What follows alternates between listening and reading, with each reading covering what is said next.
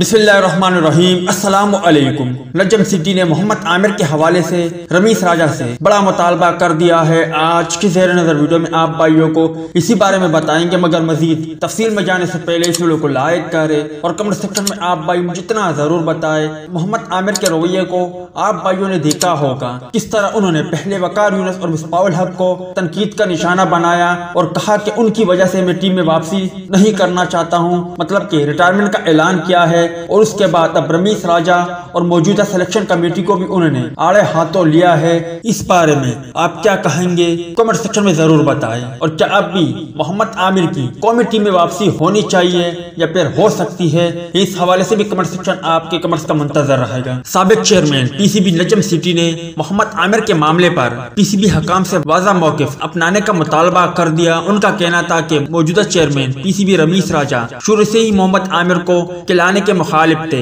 रमीस राजा माजी में मोहम्मद आमिर के खिलाफ इस हवाले से सख्त बयान दे चुके हैं। रमीस राजा को फैसला करना होगा कि उन्होंने अपने उसूलों पर कायम रहना है या फैसला बदलना है। मोहम्मद आमिर और बोर्ड हकाम बैठकर बात करें, दोनों के माबेन मामलात हल हो सकते हैं। उन्होंने कहा कि मोहम्मद आमिर की गुज़िश्ता कुछ अरसे से बोर्ड हकाम के साथ तनाज़ात चल रहे हैं। मोहम्मद आमिर कभी रिटायरमेंट लेते हैं और कभी खेलने का ऐलान कर देते हैं। एक बार फिर मोहम्मद आमिर ने डोमेस्टिक क्रिकेट का कॉन्ट्रैक्ट लेने से इनकार कर दिया है।